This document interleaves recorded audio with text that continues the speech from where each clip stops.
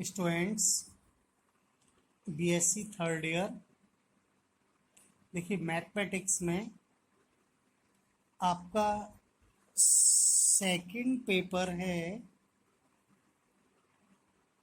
Complex analysis, जिसकी book आप as a publication की ले सकते हैं। देखिए कॉम्प्लेक्स एनालिसिस में फर्स्ट चैप्टर है आपका कॉम्प्लेक्स नंबर्स। जैसा कि कॉम्प्लेक्स नंबर के बारे में आप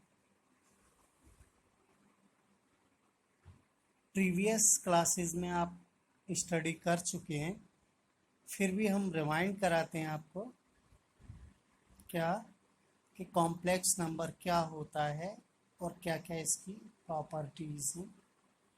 देखिए आप जानते ही होंगे कॉम्प्लेक्स नंबर का सिंबल होता है जेड, जनरली जेड से डिनोट करते हैं। और इसकी फॉर्म कैसी होती है, एक्स प्लस आई वाई, ठीक है। वेयर ये आप देख रहे हैं x plus i y, where x real part of z. X क्या है, रियल पार्ट है किसका, जेड का, कॉम्प्लेक्स नंबर का। And y is imaginary part of z. Y क्या है, जेड का इमेजनरी पार्ट। और देखिए रियल पार्ट के लिए हम शॉर्ट में लिखते हैं r e z. Real part of z is equal to x and imaginary part of z is equal to y, ठीक है। एंड हाँ, ये वाई इमेजनरी पार्ट क्यों है, क्योंकि आई इमेजनरी नंबर के साथ है, मल्टीप्लाई में। आई क्या है, imaginary number, pure imaginary number. इसकी वैल्यू आप जानते ही, अंडर रूट -1। आई स्क्वायर कितना होता है, -1, ये आपको पता होगा। अब हम कॉम्प्लेक्स नंबर का मॉडुलस, ये भी आप जानते ही होंगे। मॉडुलस क्या होता है, z mod z is equal to under root x square plus y square, यानी real part square plus imaginary part square, ठीक है। आर्गुमेंट जेड, यानी कॉम्प्लेक्स नंबर का क्या आर्गुमेंट, शॉर्ट में लिखते हैं ए आर जी, या इसको एम्पलीट्यूड भी कहते हैं, शॉर्ट में हम इसको ए एम पी जेड, ये भी होता है, ठीक है। दोनों का फॉर्मूला यानी नेम अलग है, वैल्यू सेम है, tan inverse y upon x. देखिए एग्जाम्पल समझें, z इक्वल टू 3, क्या ये कॉम्प्लेक्स नंबर है, a number which can be written as x plus i y form, ऐसा नंबर जिसको हम x प्लस आई वाई की फॉर्म में लिख सकें, तो वो नंबर कॉम्प्लेक्स होता है। क्या हम 3 के लिए लिख सकते हैं, देखिए लिख सकते हैं 3 + 0i, कॉम्प्लेक्स नंबर है। यहाँ पर रियल पार्ट कितना है 3, इमेजनरी पार्ट 0। सिमिलरली हमने और भी दिखाएंगे, z इक्वल टू आई, क्या i कॉम्प्लेक्स नंबर है 0 + i, इसमें x 0 है, y क्या है, i के आगे क्या लिख रहा है, कुछ नहीं, यानी 1। और ये इसी तरीके से ये x है और ये अंडर रूट का -3y, ठीक है। तो कॉम्प्लेक्स नंबर क्लियर हो गया क्या होता है कॉम्प्लेक्स नंबर। अब हम geometrical representation of complex number, यानी इस कॉम्प्लेक्स नंबर को ज्योमेट्रिकली हम कैसे रिप्रेजेंट करते हैं वो समझिए। देखिए z equal to x plus i y, तो हमने क्या लिया, ऑर्डर्ड पेयर बनाया, एक रियल पार्ट और इमेजनरी पार्ट। ये क्या होता है, is called coordinate of a point, coordinate होते हैं, ठीक है। इसको हम रिप्रेजेंट करेंगे एक डायग्राम, यानी कि जेड एक्स एक्सिस और वाई एक्सिस पर। एक्स कोऑर्डिनेट एक्स एक्सिस पर पढ़ते हैं, आप जानते ही हैं कोऑर्डिनेट सिस्टम में, और वाई कोऑर्डिनेट वाई एक्सिस पर। तो देखिए ये जो हमारा कॉम्प्लेक्स नंबर था z, और उसका ऑर्डर्ड पेयर बना x, i, y, तो इस p पॉइंट से डिनोट कर रहे हैं उस कॉम्प्लेक्स नंबर को। तो ये डिस्टेंस x होगा, ये ओरिजिन होता है, और ये डिस्टेंस y। तो ये p पॉइंट हमारा कॉम्प्लेक्स नंबर को रिप्रेजेंट कर रहा है। देखिए polar form of complex number, polar form ये भी आप जानते ही होंगे, z equal to x plus i y. ये कौन सी फॉर्म होती है, कौन सी होती है, कार्टेशियन फॉर्म। ये polar form r cos theta plus i r sine theta, where r क्या होता है, आर का फार्मूला ये होता है, थीटा का ये होता है। तो यहाँ पर आर क्या होता है, modulus of complex number, theta argument of complex number. ठीक है, देखिए अगला टॉपिक है इसमें कॉन्जुगेट कॉम्प्लेक्स नंबर्स। ये भी आप जानते ही होंगे कि एक नंबर है complex number z equal to x plus i y, तो इसका हमें क्या फाइंड करना है, conjugate complex number of z।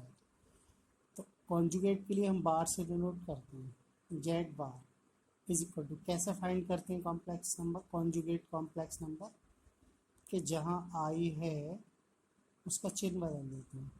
अगर प्लस आई है तो माइनस आई कर देंगे, और माइनस का आई है तो प्लस का। तो प्लस आई है तो ये जो नंबर आया z बार एक्स माइनस आई वाई, ये x प्लस आई वाई का कॉन्जुगेट है।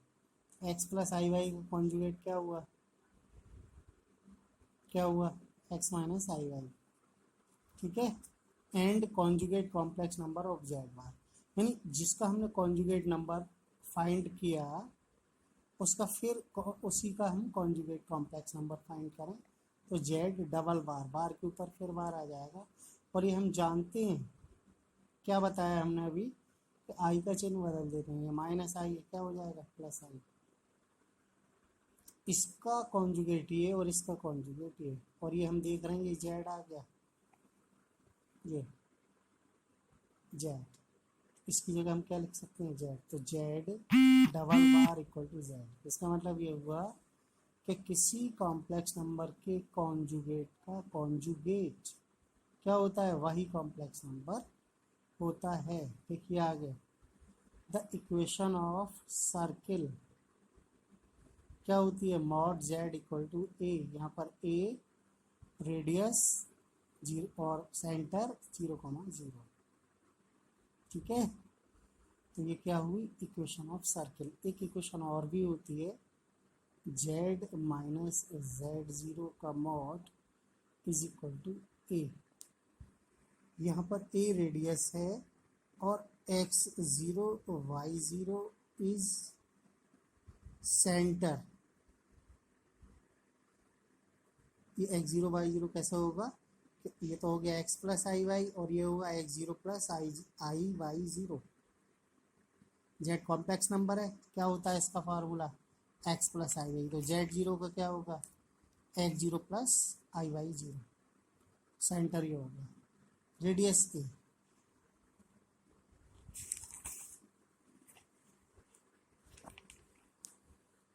देखिए आगे, prove that z1 plus z2 का मॉड, यानी mod z1 plus z2 less than and equal mod z1 plus mod z2। Let z1 हमने polar form में take किया, आप जानते ही r cos theta plus i r sine theta. चूँकि number दिया इसको 1 है तो यहाँ 1 आ जाएगा और यहाँ 2 आ जाएगा। आप जानते हैं R1 क्या है, इस कॉम्प्लेक्स नंबर का मॉड, तो मॉड Z1 R1। R2 क्या होता है, मॉड होता है, मॉड का सिंबल ये है।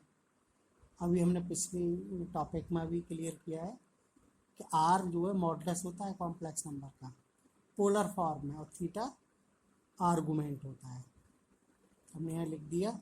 अब देखिए हम क्या करें, Z1 प्लस Z2 का मॉड निकालें। तो यहाँ पहले Z1 प्लस Z2 दोनों कॉम्प्लेक्स नंबर क्या करें, प्लस कर लें। ये देखिए Z1 लिखा, Z2 लिखा, और दोनों को क्या किया हमने, प्लस कर लिया। मतलब रियल में रियल को प्लस कर दिया और इमेजनरी में इमेजनरी, आई कॉमन ले लिया। इसका मॉडुलस कैसे निकालते हैं? अब देखो Z1 प्लस Z2 ये हो गया, इसका मॉडुलस निकालना है under root real square plus imaginary part square. Real ये ब्रैकेट है, इमेजनरी ये ब्रैकेट है। बहुत सिंपल। इसकी कैलकुलेशन करनी है वो आपको खुद करनी है। देखिए कैसे, होल स्क्वायर इसका एक्सपेंड किया, कौन सा? ए प्लस बी का होल स्क्वायर, ए स्क्वायर बी स्क्वायर 2ab, इसके लिए भी ए स्क्वायर बी स्क्वायर 2ab। ठीक है, ये और इन दोनों में से हमने r1 स्क्वायर कॉमन लिया, cos square theta 1 plus sine square theta 1 1 हो गया। तो इन दोनों की कैलकुलेशन हुई r1 स्क्वायर और r2 स्क्वायर कॉस स्क्वायर, इन दोनों की हुई r2 स्क्वायर। 2r1 r2 हमने क्या किया, कॉमन ले लिया। क्या रह गया ब्रैकेट में? Cos theta 1 cos theta 2 plus sine theta 1 sine theta 2। ये फॉर्मूला होता है cos theta 1 minus cos theta 2 का। यहाँ तक हो गई कैलकुलेशन। देखिए cos theta 1 minus cos theta 2 की जो वैल्यू है वो लेस देन होती है 1 से, लेस देन और इक्वल। तो यहाँ हमने 1 लिख दिया और यहाँ सिंबल बदल दिया लेस देन और इक्वल का, इक्वल की जगह। तो यहाँ 1 जब लिखेंगे तो ये 2r1 r2 हो जाएगा, ये होल स्क्वायर हो गया। होल स्क्वायर से अंडर रूट कैंसिल हो गया, क्या रह गया? r1 plus r2। r1 क्या है? Z1 का मॉड। r2 क्या है? Z2 का मॉड।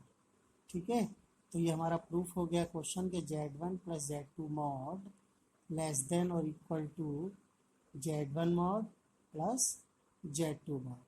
ठीक है, तो ये क्वेश्चन आपका इम्पोर्टेंट क्वेश्चन है। देखिए ये कंप्लीट क्वेश्चन आप देख सकते हैं।